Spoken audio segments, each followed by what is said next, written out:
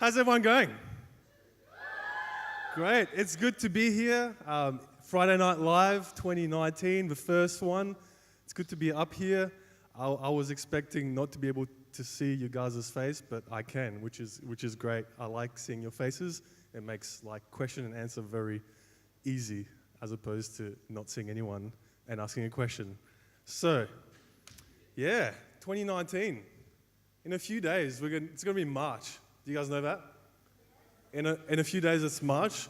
You know what that means? That's like a quarter of the year is already gone. Like we're very much into this year. This might be like the first Friday Night Live, but we're basically like right into the year. Like it's just escaping from us already.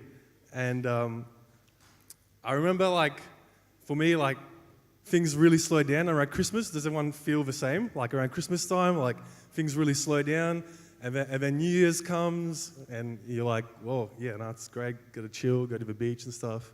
New Year's coming. There's a big buzz, and you do this thing called what do you do? This thing called New Year's resolutions. Do you guys do that?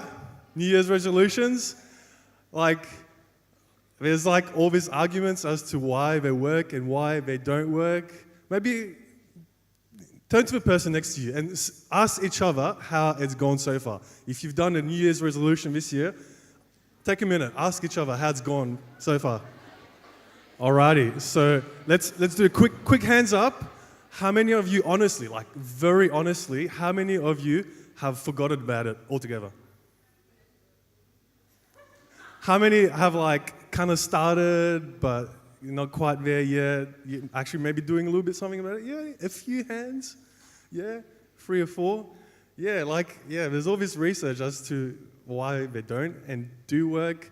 But for me, I found that, I stopped doing that like 2 or 3 years ago, even though I just put my hand up for some reason. I stopped doing New Year's resolutions, 2 years ago. I actually do this thing, like me and my wife, sit down at the start of the year and we like sit down and we go, hey, where do we want to go this year? What do we want to do? Where do we want to be at?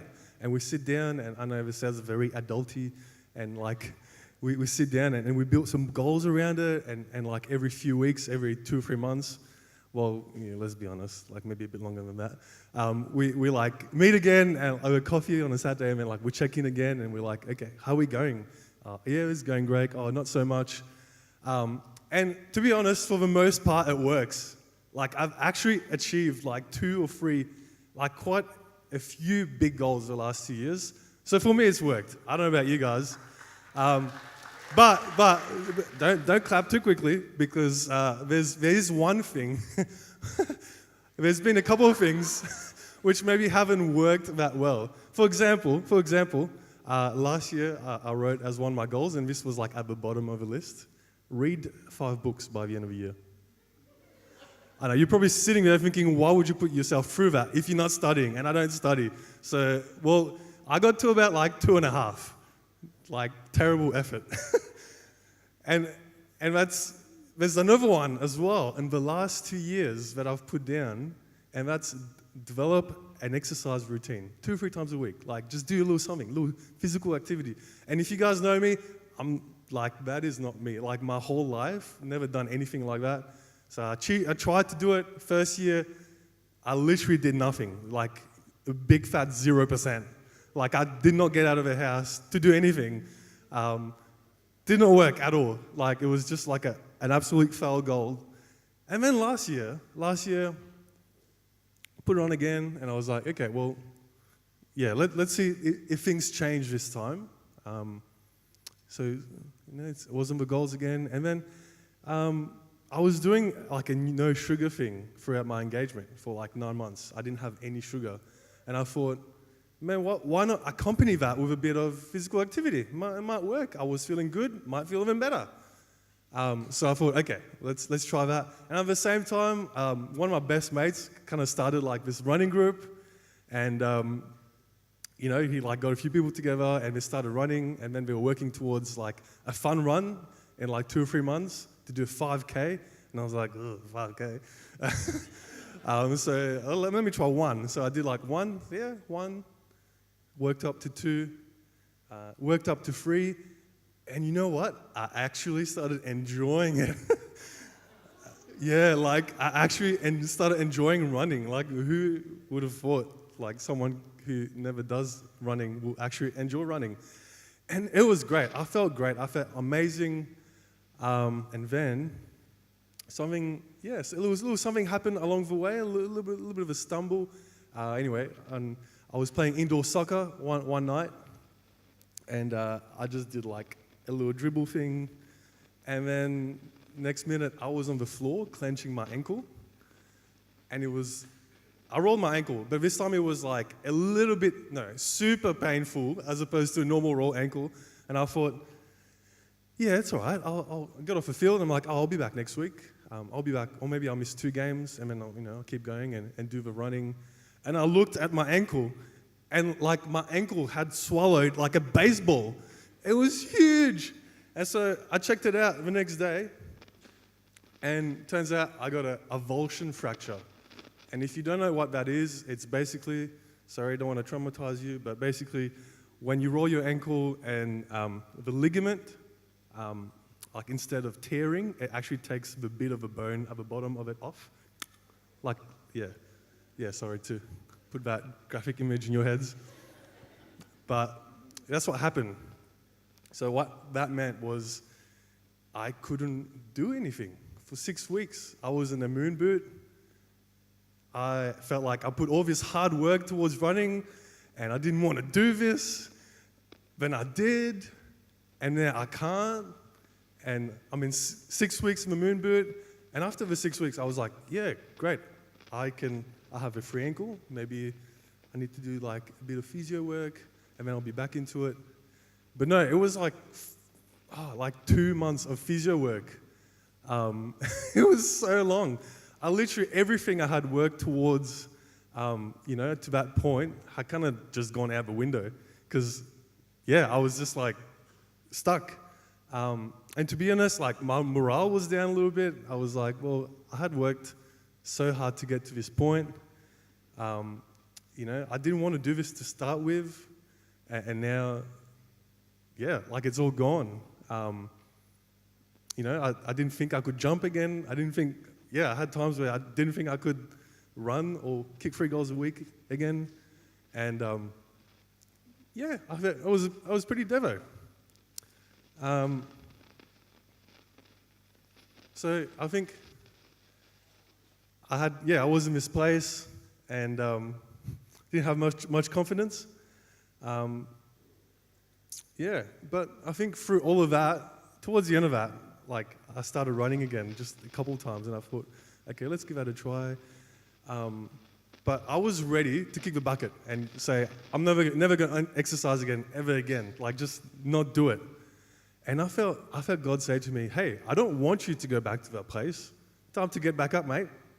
Time to get on your bike again and start doing what you were doing. Work towards that goal you were doing. I was so ready to just go back to what it was like before, not do anything.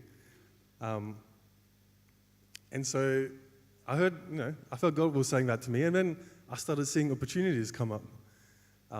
People asking me to run again. Like on Christmas Day, my brother-in-law goes, hey, Arnie, you want to do a park run with us? And I go, eh? And I go, yeah, sure. And I went the next day. Did 5Ks, stopped a couple of times. I got there, it was all good.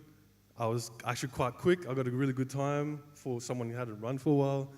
And then next few days, back at it again. New Year's Day, I did a park run. Who does 5Ks on New Year's Day? And I ran like the best time I've ever run. And this is like out of nowhere. I didn't know I could do this again. And then I just got so excited. I just kept going. I was back at it again, even better than I was before.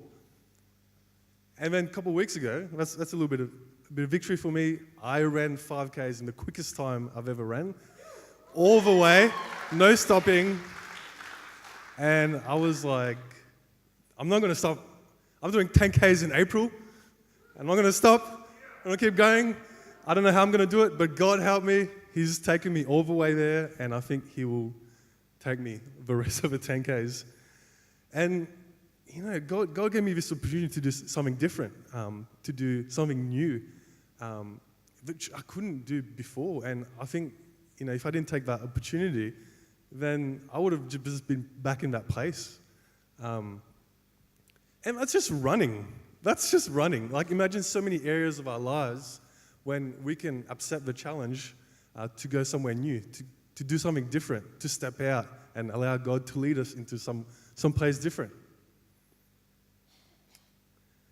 And so I feel like whenever God does something new in our lives, it can be a little unsettling. It may even look like things are falling apart, even if you're being led in the desert place kind of thing. That's me when I get to 3Ks. Desert place, 3Ks. It looks like a bit of a desert place. But I feel like when I listen to God and when I, listen to where He's leading me, where His direction is, then I find that, He starts doing something amazing with that in my life. And definitely goes way beyond what you can expect. What appears as like a bit of a mess, as a bit of disorganization, kind of, goes back into reorganization once you get there. And one example I can think of how that looks like practically is like when a woman is having a child or expecting a baby. I know because I have a wife expecting a baby. Along with like 3 of our other friends and 3 of my cousins are expecting babies as well. There's always babies all of a sudden. When a woman first becomes pregnant, she doesn't notice that there's always this enormous, like I'm not speaking from experience obviously, but that there's enormous changes in her body. At first she doesn't notice, but as a baby grows in the uterus, like things need to move. Your body needs to get accustomed to what's going on there. And this is like all stuff I've learned recently, like, for example, like the stomach like starts moving up and like the intestines start going a little like at the back. And then this is a real banger, this one. Apparently a woman's abs like splits like the Red Sea. What? That's crazy. But anyway, her organs, her body need to rearrange, need to reaccommodate for this life that's coming. And the closer it gets to delivery, the more uncomfortable it is, and the back pain comes, and feet get sore, and the husband needs to massage her every day. But even at when the birthing happens, things get messy. When the baby is born, things are messy. Like there's blood, there's a whole bunch of other stuff which I'm not going to mention. But once it's over, the mother gets to hold her baby, gets to, receive that beautiful life that her body's been making way for. And that's a new life. That's a new thing that comes out of that. And another example I want to share with you is one that's really obvious from the Old Testament, and that's one of when the Israelites are led out of Egypt into the Promised Land. I'm sure a few of you might know that story. But basically when they have to leave, God calls them out into the Promised Land. They have to leave. They have to leave their old ways behind. They need to leave their lives behind. Their children who are used to that place. Now they're just walking around, and they had this false sense of security in what was back home, what was over there. But God was leading them forward, leading them to some place new. And all they had to do was trust in God. But all they did was complain and grumble, and they cried in the wilderness, "Hey God, why are you doing this? Can you just take us back to Egypt?" And they didn't have that. They didn't trust in that hope that God had for them. The desert was a testing time for them to really trust in God. And that's something else I learned recently was, it actually took the Israelites, 40 years to get to the promised land? And I learned recently that it could have taken them 10 days. I don't know if it's incorrect or not, but that's just what someone told me, and I was like, wow. But can you imagine, God was testing them for that long, that they could have gotten there in 10 days, but they got there in 40 years. 40 years! That's a long time. Can you imagine, leaving Brisbane, packing your bags, and then destination Adelaide, and you're on your way with your suitcase, and you're stuck in the Australian desert for 40 years. That's crazy.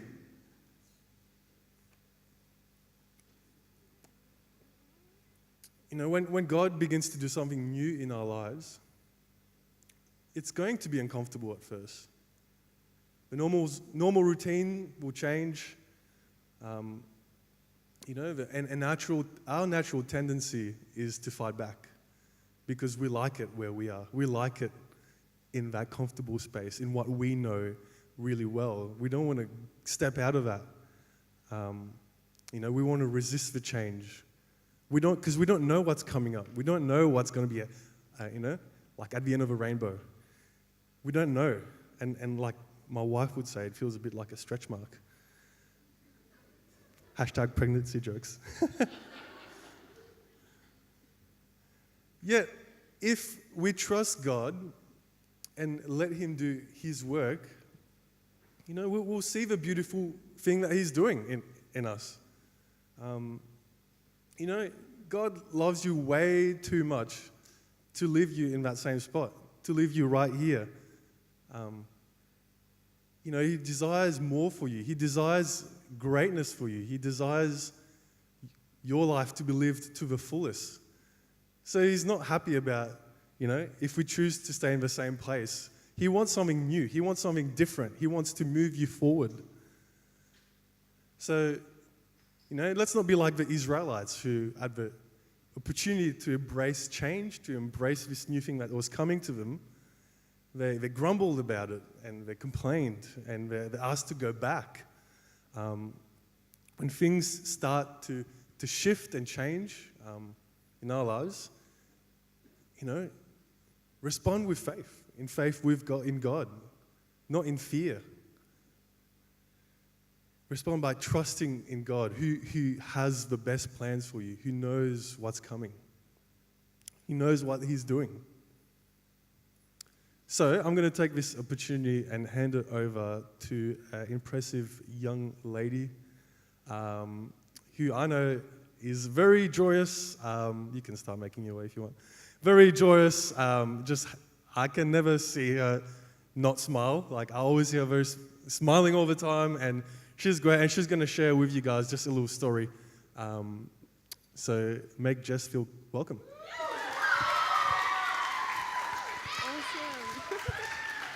Thanks, Arnie. So hi guys, my name's Jess. I'm 17 years old. So last year I just graduated from high school from Brigidine. And this year I'll be starting uni, which is super exciting, but also, to be honest, pretty nerve-wracking because I've been thinking back about high school, and high school is a place of security, really, because I know all these people and they know me. And I know the school and where I have to go, all those little shortcuts and stuff.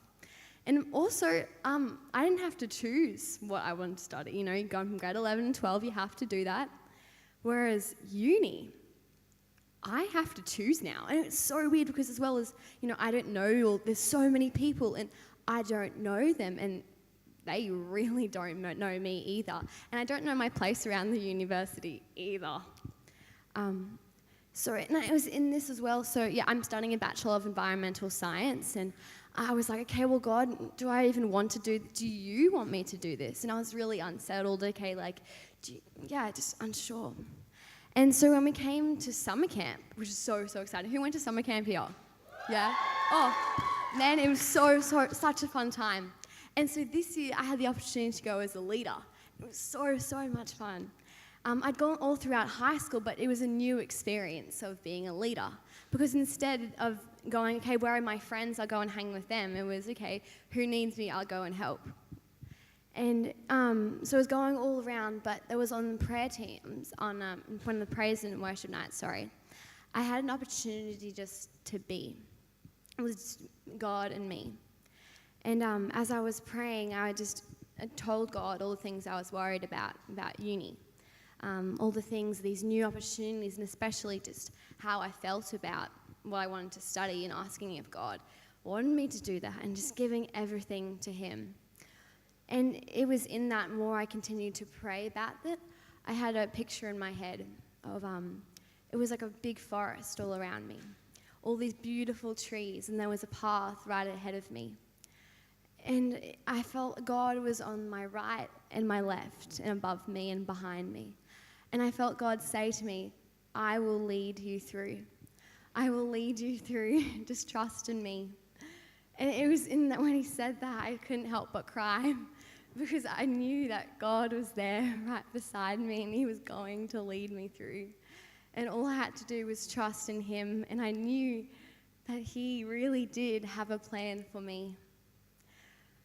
So as we go into praise and worship tonight, I just really want to encourage you to be, and knowing that God is there right with you, just like He was there with me at summer camp.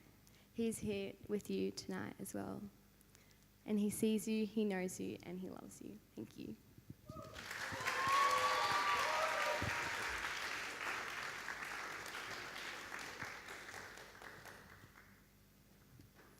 So, before we head back into worship, I just want to finish by leaving you guys with some pointers as to, if you're open to it, how you can allow God to do a new thing in your lives. Whether that's tonight, this week, or next week, the week after, this year, at some point. The first one is get out the rut. I love routine. I'm very much a routine sort of person, a little bit older, so I'm set in my ways, and routine's great, and structure's great, but sometimes we can limit what God can do in our lives if we stick to that too much, if we stick to too much structure and routine, we gotta give God some wiggle room. Try something different, do something different, step out into the unknown.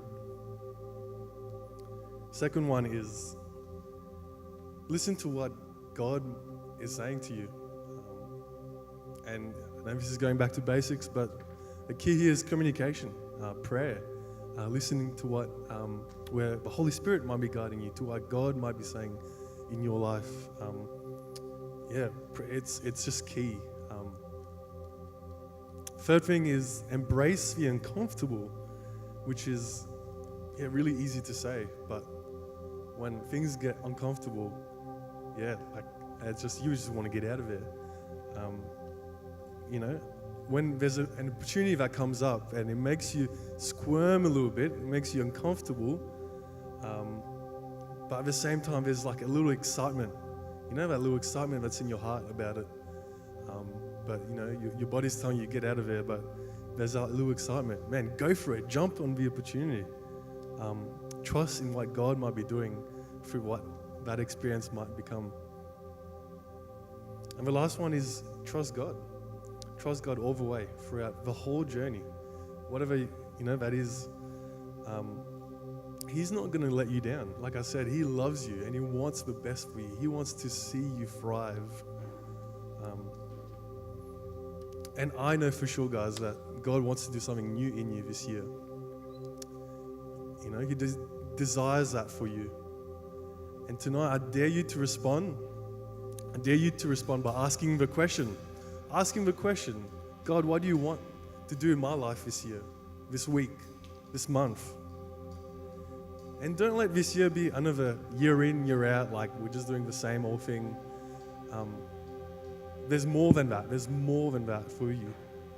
So allow God to do something new in your life. Amen.